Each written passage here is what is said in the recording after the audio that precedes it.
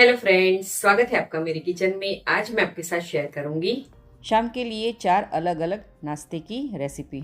सबसे पहले हम इमली की खट्टी मीठी चटनी की तैयारी कर लेते हैं। उसके लिए बाउल में हम आधा कप जितनी इमली लेंगे और इमली के मैंने सारे बीज निकाल लिए हैं। अब उसमें हम हल्का सा गुनगुना ज़रूरत के हिसाब से पानी ऐड करेंगे। अब ढक्कन लगाकर कम से कम 15 से 20 मिनट तक इमली को हम सोख होने देते हैं। अगर आपके पास समय हो तो 1 घंटे तक भी आप इसे भिगोकर रख सकते हो। अब दूसरे बाउल में हम 250 ग्राम जितना बिना बीज वाला खजूर लेंगे और उसमें भी हम रिक्वायर के हिसाब से हल्का सा गुनगुना पानी ऐड करेंगे। अब कवर करके खजूर को भी हम कम से कम 15 से 20 मिनट तक सोख होने देते हैं। जब तक खजूर और इमली सोख होते हैं तब तक हम दूसरी चटनियाँ बना लेते हैं।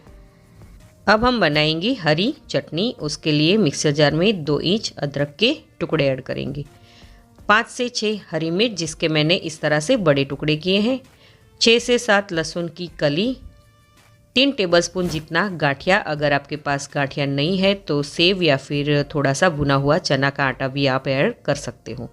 आधा कप जितना पुदीने के पत्ते जिसे मैंने अच्छे से वॉश कर लिया है वो ऐड करेंगे। 2 कप जितना हरा धनिया जिसे हमें डंठल के साथ लेना है वो भी मैंने अच्छे से वॉश कर लिया है। अब स्वाद अनुसार नमक और 1 टेबलस्पून जितना हम नींबू का रस ऐड करेंगे। थोड़े से हम यहाँ पर आइस क्यूब ऐड करेंगे। नींबू और आइस क्यूब डालने से चटनी का कलर एकदम ग्रीन रहता है। अब मिक्सर जार को बंद करके उसे हम अच्छे से चटनी फॉर्म में पीस लेते हैं। तो आप देख सकते हो कि हरी चटनी बनकर रेडी है ना, एकदम चटनी का बढ़िया सा हरा कलर। तो अब हम बना लेते हैं लहसुन की थोड़ी सी स्पाइसी चटनी। उसके लिए मिक्सर जार में हम 6 से 7 कली लहसुन की ऐड करेंगे। साथ ही में हम 2 टेबलस्पून जितना कश्मीरी लाल मिर्च पाउडर ऐड करेंगे। आप चाहो तो यहाँ पर तीखी वाली मिर्ची पाउडर का भी यूज़ कर सकते हो। स्वाद अनुसार नमक और 1 टेबलस्पून जितना गाठिया ऐड करेंगे। गाठिया डालने से चटनी थोड़ी सी गाढ़ी होती है, इसलिए हम गाठिया ऐड करते हैं। और अब हम उसमें थोड़ा सा पानी ऐड करेंगे। अब मिक्सर जार को बंद करके चटनी को हम पीस लेते हैं। अगर पीसते टाइम पानी की आपको ज़रूरत पड़े तो थोड़ा सा पानी ऐड कीजिएगा। तो लीजिए, हमारी लहसुन की रेड वाली चटनी बनकर रेडी है। कितना प्यारा कलर आया है ना। तो चलिए अब हम खट्टी मीठी इमली की चटनी बना लेते हैं। तो 20 मिनट तक का समय हो गया है और आप देख सकते हो कि खजूर हमारा अच्छे से सोख हो गया है। खजूर में से हमें पानी नहीं निकालना है। अब हम इमली को भी देख लेते हैं। तो इमली भी हमारी अच्छे से सोख हो गई है और इमली में से भी हमें पानी नहीं निकालना है, तो ये बात का ध्यान रहे। तो चलिए अब हम इसे पीस लेते हैं। अब एक मिक्सर जार लेंगे और उसमें हम खजूर को पानी समेत ही ऐड कर देंगे। साथ ही में हम इमली को भी पानी के साथ ही मिक्सर जार में ऐड कर देंगे। अब हम मिक्सर जार को बंद करके चटनी फॉर्म में इसे पीस लेते हैं। तो आप देख सकते हो कि खजूर और इमली को मैंने पीस लिया है और खजूर और इमली का पल्प हमारा रेडी है। अब एक बाउल लेंगे और उस पर हम एक छन्नी रखेंगे और छन्नी में हम थोड़ा थोड़ा खजूर और इमली का पल्प ऐड करते जाएंगे और उसे हम अच्छे से छान लेते हैं। ये देखिए, तो आप देख सकते हो कि सारा पल्प हमने अच्छे से छान लिया है। तो इसमें से अब सिर्फ इमली के रेसे ही बचे हैं। अब छन्नी को हम साइड में रख लेते हैं और चम्मच की मदद से या फिर स्पैचुला की मदद से पल्प को हम अच्छे से मिक्स कर लेते हैं। तो खजूर और इमली का पल्प हमारा रेडी है। अब हम नेक्स्ट प्रोसेस में चलते हैं। उसके लिए मीडियम गैस की फ्लेम पर एक बड़ा सा बर्तन रखेंगे और सारा खजूर और इमली का पल्प उसमें ऐड कर देंगे। बाउल में अब थोड़ा सा हम पानी ऐड करके बाउल में जो चिपका हुआ पल्प है वो भी पानी में हम ऐड कर देते हैं। वेस्ट क्यों करें। अब उसमें हम वजन में 750 ग्राम जितना गुड़ ऐड करेंगे। नमक स्वाद अनुसार, 1 टीस्पून जितना काला नमक, 1 टेबलस्पून जितना धनिया जीरा पाउडर, आधी टीस्पून सौंठ का पाउडर, 1 टेबलस्पून जितनी कश्मीरी लाल मिर्च पाउडर और लास्ट में हम 1 लीटर जितना पानी ऐड करेंगे। अब गैस की फ्लेम को हम हाई पर कर लेंगे और अच्छे से मिक्स कर लेते हैं। गैस की फ्लेम को हमें हाई पर ही रखनी है और चटनी को हमें कंटिन्यू स्टर करते जाना है। ये देखिए इस तरह से। आप इसे कम क्वांटिटी में भी बना सकते हो। ये चटनी को आप कम से कम फ्रीज में 1 महीने तक और फ्रीज़र में 4 से 5 महीने तक स्टोर कर सकते हो। ये चटनी आप बहुत सारी चाट के साथ यूज़ कर सकते हो। ये चटनी बनाने में हमें कम से कम 20 से 25 मिनट तक का समय लगता है। तो चटनी हमारी बनकर रेडी है। अब गैस को हम बंद कर लेते हैं और ठंडा होने के बाद ये चटनी अपने आप गाढ़ी हो जाएगी। अब हम नेक्स्ट प्रोसेस में चलते हैं। अब हम भेल का प्रीमिक्स बना लेते हैं। उसके लिए गैस पर एक हम बड़ा बर्तन रखेंगे और उसमें हम 3 टेबलस्पून जितना तेल डालेंगे और गैस की फ्लेम को हम मीडियम पर रखेंगे। तेल गर्म हो जाए तब हम उसमें आधा कप जितना मूंगफली के दाने ऐड करेंगे और मूंगफली के दाने को हम अच्छे से फ्राई कर लेते हैं। यहाँ पर मैंने बिना सॉल्ट वाली और कच्ची मूंगफली ली है। यहाँ पर हमें एक बात का खास ध्यान रखना है कि गैस की फ्लेम को हमें लो टू मीडियम पर कर देनी है, वरना हाई फ्लेम पर मूंगफली के दाने बाहर से काले हो जाएंगे और अंदर से वो कच्चे रह जाएंगे। तो आप देख सकते हो कि मूंगफली के दाने अच्छे से फ्राई हो गए हैं। अब हम उसे एक प्लेट में निकाल लेते हैं। अब उसी तेल में हम आधी टीस्पून हींग, 1 टीस्पून जितना हल्दी पाउडर ऐड करेंगे और उसी के साथ हम यहाँ पर 200 ग्राम जितना मुरमुरा यानी कि पफ राइस ऐड करेंगे और अच्छे से मिक्स कर लेते हैं, ताकि तेल में जो हमने हल्दी पाउडर ऐड किया है वो मुरमुरे में अच्छे से कोट हो जाए। ये देखिए इस तरह से हमें कंटिन्यू इसे स्टर करते जाना है और मिक्स करते जाना है। तो लीजिए हल्दी वाले मुरमुरे हमारे अच्छे से मिक्स हो गए हैं। अब हम स्वाद अनुसार नमक और 1 टेबलस्पून जितनी कश्मीरी लाल मिर्च पाउडर ऐड करेंगे और मुरमुरे में अच्छे से मिक्स कर लेते हैं। हमारे गुजराती में इसे वघारेला ममरा ऐसा बोलते हैं। आप इसे क्या कहते हैं मुझे कमेंट करके ज़रूर से बताइएगा। आप इस मुरमुरे को ऐसे भी खा सकते हो, बहुत ही टेस्टी लगते हैं। अब हमने जो फ्राई करके मूंगफली को रखा था वो सारी मूंगफली मुरमुरे में हम ऐड कर देंगे। साथ ही में थोड़ी सी हम नायलॉन सेव भी ऐड करेंगे और सेव और मूंगफली की क्वांटिटी आप अपने हिसाब से कम या ज़्यादा कर सकते हो। इन सारी चीज़ों को हम अच्छे से मिक्स कर लेते हैं। ये मुरमुरा आप 15 से 20 दिनों तक स्टोर कर सकते हो। आप इसे ऐसे भी खा सकते हो, बहुत ही अच्छे लगते हैं। तो हमारी तीनों चटनियाँ भी रेडी है और मुरमुरा भी हमारा रेडी है। अब हम फटाफट से भेल बना लेते हैं। भेल बनाने के लिए मैंने यहाँ एक डिब्बा लिया है, आप चाहो तो पतीली का भी यूज़ कर सकते हो। अब उसमें हम सेव मुरमुरा का प्रीमिक्स ऐड करेंगे। ये भेल मैं 2 लोगों के लिए बना रही हूँ, आप अपने हिसाब से कम या ज़्यादा बना सकते हो। अब हम उसमें ऐड करेंगे मिक्स फरसान यानी कि मिक्स चिवड़ा या फिर चवानू, जो आपको फरसाने वाले की दुकान पर आसानी से मिल जाएगा। साथ ही में थोड़ी सी बारीक कट की हुई प्याज, बारीक कट किया हुआ टमाटर, थोड़ा सा बॉईल किया हुआ और कट किया हुआ आलू, थोड़ी सी लहसुन की चटनी, थोड़ी सी हरी चटनी और आपको पसंद हो उतनी खट्टी मीठी इमली की चटनी। यहाँ पर आप लहसुन की चटनी और हरी चटनी की मात्रा आप अपने टेस्ट के हिसाब से डालिएगा। थोड़ा सा धनिया पत्ता ऐड करेंगे और अच्छे से भेल को हम मिक्स कर लेते हैं। यहाँ पर आपके पास अगर कच्चे आम हो और अनार के दाने हो तो वो भी आप इसमें ऐड कर सकते हो। ये भेल मिक्स करते टाइम मुझे भी मुंह में पानी आ रहा है दोस्तों, बहुत ही बढ़िया बनी है ये भेल हमारी। तो लीजिए हमारी अहमदाबाद की फेमस मानेक चौक की भेल बनकर रेडी है। आप इस रेसिपी को एक बार ज़रूर से ट्राई कीजिएगा।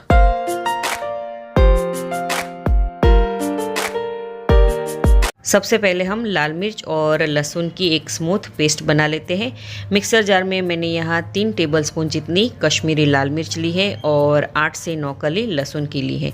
अब उसमें हम 3 से 4 टेबलस्पून जितना पानी ऐड करेंगे और मिक्सर जार को बंद करके एक स्मूथ पेस्ट बना लेते हैं। आप चाहो तो कश्मीरी लाल मिर्च को 15 से 20 मिनट तक सोक करके भी ये पेस्ट बना सकते हो, मगर ये लाल मिर्च पाउडर वाली पेस्ट एकदम फटाफट बन जाती है।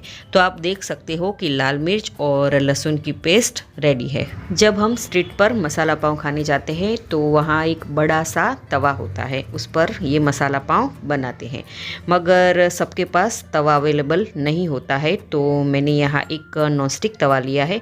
आप चाहो तो कढ़ाई में भी मसाला पाव बना सकते हो। अब तवे पर हम 1 टेबलस्पून जितना बटर डालेंगे। अगर आपको बटर नहीं पसंद है तो आप तेल का भी यूज़ कर सकते हो। अब बटर के साथ में हम 1 टीस्पून जितना तेल डालेंगे ताकि बटर जले नहीं। अब बटर को अच्छी तरह से मेल्ट होने देते हैं। बटर और तेल अच्छे से गर्म हो जाए तब हम उसमें आधी टीस्पून जितना जीरा ऐड करेंगे।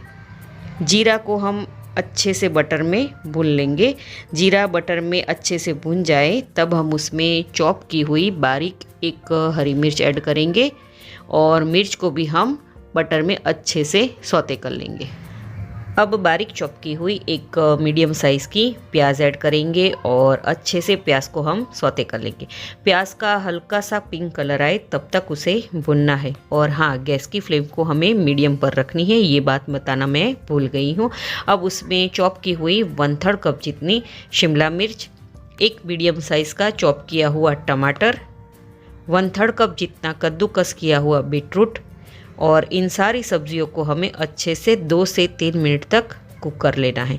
सब्जियों को हमें ज़्यादा ओवर कुक नहीं करना है क्योंकि जो सब्ज़ी का क्रंचीनेस है वो मसाला पाव में बहुत ही अच्छा लगता है। अब टेस्ट के हिसाब से नमक, 1 टीस्पून लाल मिर्च पाउडर, 1 टीस्पून धनिया जीरा पाउडर, आधी टीस्पून गरम मसाला, 1 टीस्पून पाव भाजी मसाला ऐड करेंगे और इन सारे मसाले को हम सब्ज़ी में अच्छे से मिक्स कर लेंगे। पाव भाजी मसाला मैंने घर का बना यूज़ किया है, उसकी लिंक मैं डिस्क्रिप्शन बॉक्स में दे रही हूँ, वहाँ जाके आप चेक कर सकते हो। तो सारे मसाले मिक्स हो चुके हैं। अब हम उसमें जो हमने लाल मिर्च और लहसुन की पेस्ट तैयार की है वो 2 टेबलस्पून जितनी ऐड करेंगे और उसे भी हम अच्छे से मिक्स कर लेंगे। अब फ्रेश बारीक कट किया हुआ धनिया ऐड करेंगे और उसे भी हम अच्छे से मिक्स कर लेंगे। तो आप देख सकते हो कि मसाले अच्छे से मिक्स हो गए हैं। अब हम गैस की फ्लेम को लो पर कर देंगे और उसमें 1/3 कप जितना हम पानी ऐड करेंगे और सारे मसाले और सब्ज़ी को हम अच्छे से मिक्स कर लेंगे ताकि मसाला जो है वो सब्ज़ी में अच्छी तरह से मिक्स हो जाए। अब पाव भाजी मैशर या पोटैटो मैशर से हम सब्ज़ी को हल्के हाथों से मैश कर लेंगे। ये देखिए, इस तरह से सब्ज़ी को हमें पूरी तरह से मैश नहीं करना है, बस 1 मिनट तक ही सब्ज़ी को हमें मैश करना है। ये देखिए इस तरह से। तो मसाला पाव का मसाला अच्छे से कुक हुआ है। गैस की फ्लेम को हमें लो पर रखनी है और सारा मसाला हमें एक साइड कर लेंगे या फिर आधा सर्कल बना लें। कोई भी तरीके से आप मसाला एडजस्ट कर सकते हो। यहाँ पे मैंने तवे पर मसाला साइड पर कर लिया है। ये देखिए, अब तवे पर 1 टेबलस्पून जितना बटर डालेंगे। उस पर हम आधी टीस्पून तैयार की हुई लाल मिर्च और लहसुन की पेस्ट, थोड़ा सा बारीक कट किया हुआ धनिया, आधी टीस्पून नींबू का रस ऐड करेंगे और अच्छे से मिक्स कर लेंगे। बटर को हम अच्छे से मेल्ट होने देते हैं। बटर में लाल मिर्च और लहसुन की पेस्ट अच्छे से मिक्स हो जाए तब मैंने यहाँ पे पाव भाजी के 2 बन लिए हैं, उसे मैंने बीच में से इस तरह से कट कर लिया है। अगर आप चाहो तो एक एक बन भी कट करके मसाला पाव बना सकते हो। अब हमने जो मसाला पाव का जो मसाला रेडी किया है वो मेल्टेड बटर में थोड़ा थोड़ा मिक्स कर लेंगे। जितना हमें पाव के बन में चाहिए उतना ही मसाला हम बटर में मिक्स करेंगे। अब मसाला अच्छे से मिक्स हो जाए तब उस पर हम पाव के बन खोलकर इस तरह से मसाला लगाएंगे। मसाला हमें फटाफट लगा लेना है। पाव को हमें पलटाकर ऊपर की साइड भी हमें मसाला अच्छे से लगा लेना है। मसाला हमें फटाफट इसलिए लगाना है क्योंकि मसाला गर्म होने के कारण पाव एकदम नरम हो जाएंगे, ये बात का ध्यान रहे। तो आप देख सकते हो कि मसाला पाव बनकर हमारा रेडी है। तो चलिए अब हम इसे सर्व कर लेते हैं। सर्विंग प्लेट में थोड़े से प्याज, टोमेटो केचप या फिर रेड चटनी के साथ आप इसे सर्व कर सकते हो। अब बारीक कट किए हुए प्याज और धनिया के साथ हम इसे गार्निश करेंगे। है ना एकदम आसान सा तरीका। छोटी छोटी भूख के लिए हम झटपट मसाला पाव घर पर 10 से 15 मिनट में आसानी से बना सकते हैं। आप इस रेसिपी को ज़रूर से ट्राई करना। इसी मसाले से हम चीज़ी मसाला पाव बना लेते हैं। तो चलिए ये रेसिपी शुरू करते हैं। चीज़ मसाला पाव बनाने के लिए मैंने यहाँ एक पैन लिया है और गैस की फ्लेम को हमें लो टू मीडियम पर रखनी है। उसमें 1 टेबलस्पून जितना बटर डालेंगे। बटर अच्छे से मेल्ट हो जाए तब उसमें हम 2 टेबलस्पून जितनी लाल मिर्च और लहसुन की पेस्ट डालेंगे। उस पर थोड़ा सा बारीक कट किया हुआ धनिया ऐड करेंगे और इन सारी चीज़ों को हम अच्छे से सौते कर लेंगे। तीखा आप अपने हिसाब से कम या ज़्यादा कर सकते हो। अब मैंने यहाँ पाव के 3 बन लिए हैं, उसको मैंने इस तरह से मीडियम साइज़ के पीस किए हैं। अब बटर अच्छे से मेल्ट हो गया है। हमने जो मसाला पाव का मसाला रेडी किया था वो ऐड करेंगे। पाव के पीस में हमें पूरी तरह से कोट हो जाए उतना मसाला हमें डालना है। मसाला बटर में अच्छे से मिक्स हो जाए तब हमने जो पाव के पीस किए थे वो ऐड कर देंगे और सारे मसाले को हम पाव के पीस में अच्छे से मिक्स कर लेंगे। मसाले को हमें पाव में हल्के हाथों से मिक्स कर लेना है। अब उस पर हम मोज़रेला चीज़ ऐड करेंगे। अगर आपके पास मोज़रेला चीज़ नहीं है तो आप प्रोसेस चीज़ का भी यूज़ कर सकते हो। अब ढक्कन लगाकर 2 से 3 मिनट तक कुक होने देते हैं। चीज़ अच्छे से मेल्ट हो जाए तब तक हमें उसे कुक करना है। तो 3 मिनट हो चुकी है और ढक्कन खोलकर हम चेक कर लेते हैं। तो आप देख सकते हो कि चीज़ अच्छे से मेल्ट हुई है। फोक की मदद से मैं आपको दिखाती हूँ, ये देखिए। तो चलिए चीज़ मसाला पाव को हम सर्व कर लेते हैं। सर्विंग प्लेट पे मसाला पाव को लेकर ऊपर से हम बारीक कट की हुई प्याज, थोड़ा सा चिली फ्लेक्स, थोड़ा सा ओरेगानो और बारीक कट किया हुआ हरा धनिया से हम गार्निश करेंगे। है ना एकदम आसान सी रेसिपी। एक ही मसाले से हम 2 डिश घर पर आसानी से बना सकते हैं। तो आप इस रेसिपी को ज़रूर से ट्राई करना।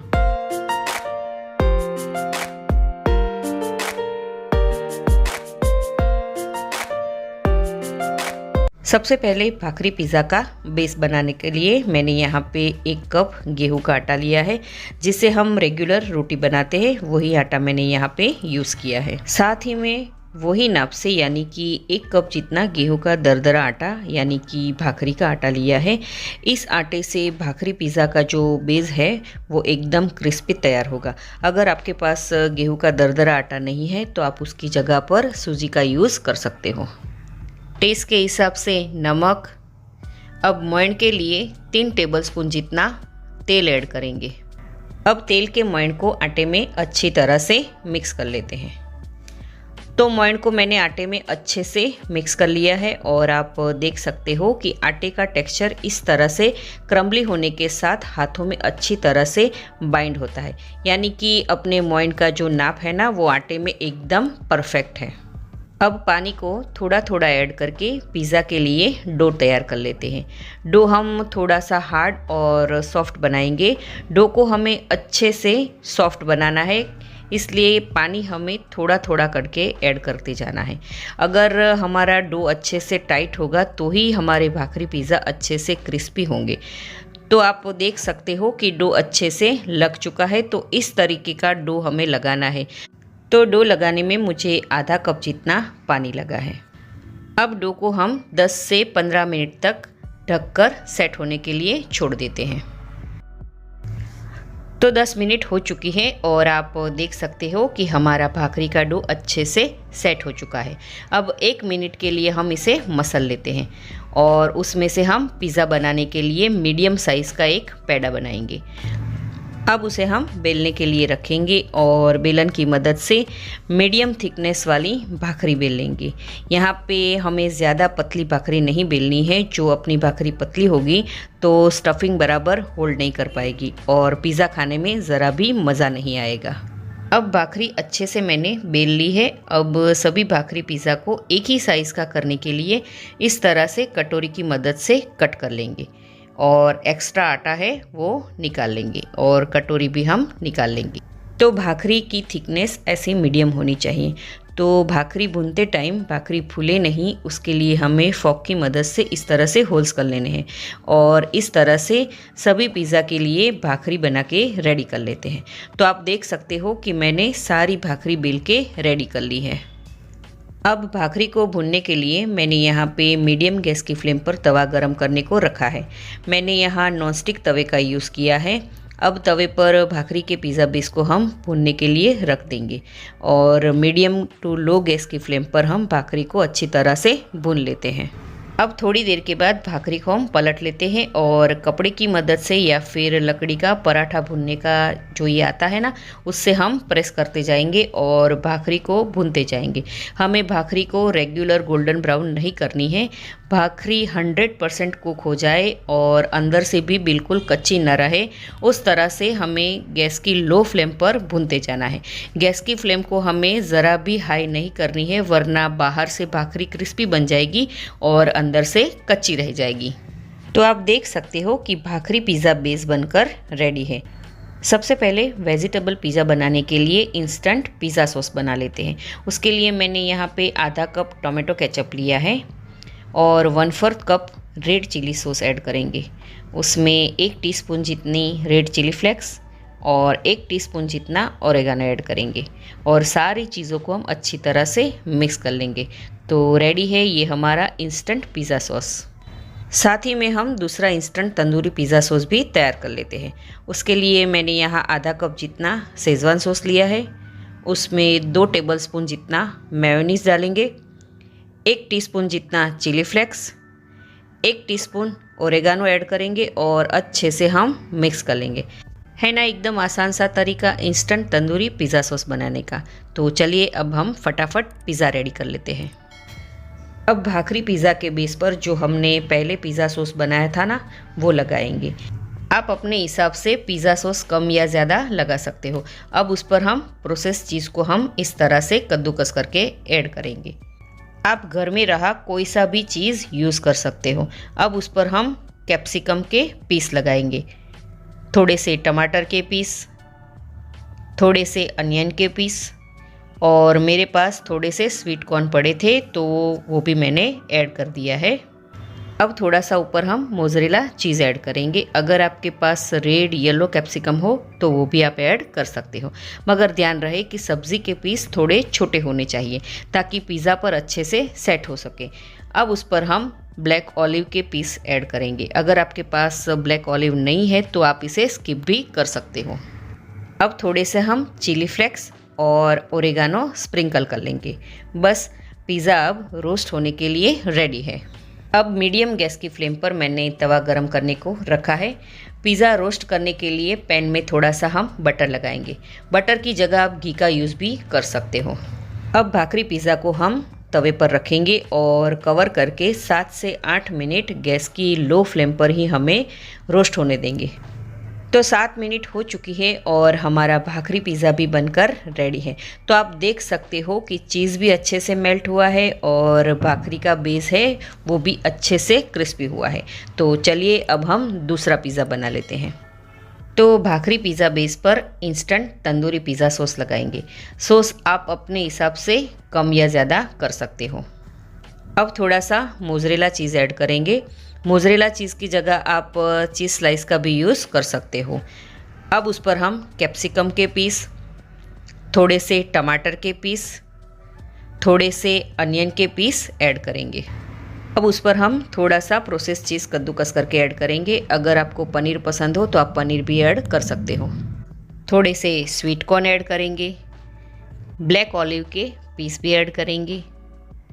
अब उस पर हम थोड़ा सा चिली फ्लेक्स और थोड़ा सा ओरेगानो स्प्रिंकल कर लेंगे। अब सेम प्रोसेस के साथ मीडियम गैस की फ्लेम पर हम तवे पर बटर लगाएंगे और भाखरी पिज़्ज़ा को रोस्ट होने के लिए रखेंगे। अब कवर करके 7 से 8 मिनट तक रोस्ट होने के लिए रख देते हैं। तो 7 मिनट हो चुकी हैं और आप देख सकते हो कि तंदूरी भाखरी पिज़्ज़ा भी रेडी है। तो चलिए अब हम इसे सर्व कर लेते हैं। छोटी छोटी भूख के लिए 2 टाइप के भाखरी पिज़्ज़ा बनकर रेडी है। बच्चों को तो ये अच्छे लगेंगे, बड़ों को भी बहुत ही अच्छे लगेंगे। तो चलिए अब हम बनाएंगे स्ट्रीट स्टाइल पाव भाजी। उसके लिए मैंने यहाँ गैस पर कुकर रखा है और उसमें 2 कप जितना मैंने यहाँ फूल गोभी लिया है, जिसे मैंने अच्छे से वॉश करके कट कर लिया है, वो ऐड करेंगे। साथ ही में मैंने यहाँ 2 कप जितने आलू लिए हैं, उसको भी मैंने अच्छे से वॉश करके कट कर लिया है, वो भी ऐड कर देंगे।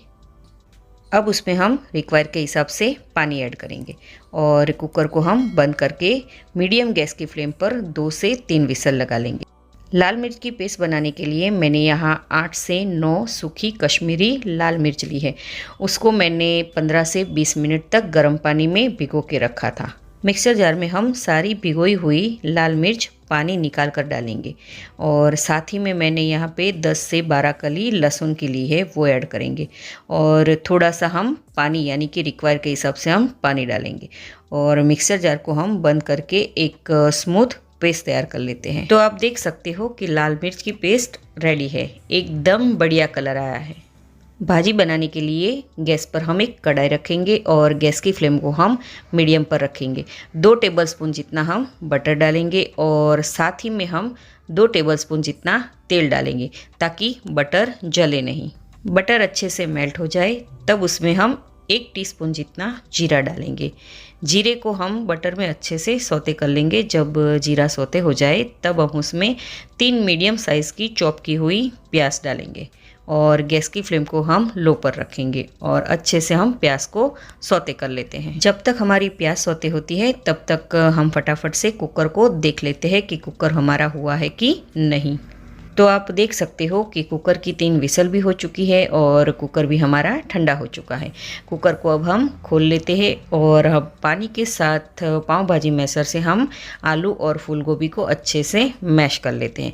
तो आप देख सकते हो कि आलू और फूल गोभी अच्छे से मैश हो चुके हैं और यहाँ प्याज भी अच्छे से सौते होने लगी है। प्याज को हमें हल्का सा पिंक कलर आए तब तक उसे पकाना है।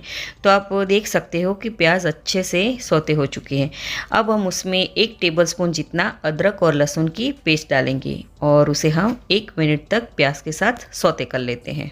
लहसुन और अदरक प्याज में अच्छे से सौते हो जाए तब उसमें 3 मीडियम साइज़ के चॉप किए हुए टमाटर डालेंगे और अच्छे से टमाटर को हम मिक्स कर लेते हैं। टमाटर जल्दी से पक जाए उसके लिए टेस्ट के हिसाब से हम नमक ऐड करेंगे और अच्छे से मिक्स कर लेते हैं। तो आप देख सकते हो कि टमाटर अच्छे से पक चुके हैं। टमाटर जब अच्छे से पक जाए तब हम उसमें मैश किया हुआ आलू और फूल गोभी डालेंगे और पाव भाजी मैशर की मदद से अच्छे से मिक्स कर लेते हैं। जब सब्ज़ी अच्छे से मैश हो जाए तब उसमें हमने जो लाल मिर्च की पेस्ट तैयार की है ना, वो 2 टेबलस्पून जितनी ऐड करेंगे। अगर आप ज़्यादा तीखा खाना पसंद करते हो तो पेस्ट ज़्यादा भी ऐड कर सकते हो। साथ ही में 1 टीस्पून जितनी कश्मीरी लाल मिर्च पाउडर, 1.5 टेबलस्पून जितना पाव भाजी मसाला डालेंगे और अच्छे से मिक्स कर लेते हैं। ये पाव भाजी मसाला घर का बना है, जिसकी लिंक मैं आपको डिस्क्रिप्शन बॉक्स में दे रही हूँ, वहाँ जाके आप चेक कर सकते हो। 1 टीस्पून जितना गरम मसाला डालेंगे और अच्छे से मिक्स कर लेते हैं। गरम मसाला भी घर का बना हुआ है, उसकी लिंक भी आपको मैं डिस्क्रिप्शन बॉक्स में दे रही हूँ। साथ ही में हम 1 कप जितना पानी ऐड करेंगे ताकि जो भाजी हमारी थोड़ी थिक है वो थोड़ी सी पतली हो जाए। तो अब भाजी की कंसिस्टेंसी परफेक्ट है। अब उसमें हम 1/4 कप जितना बॉइल्ड हरे मटर डालेंगे और अच्छे से मिक्स कर लेते हैं। यहाँ पे मैंने फ्रोज़न मटर का यूज़ किया है, आप चाहो तो फ्रेश मटर का भी यूज़ कर सकते हो।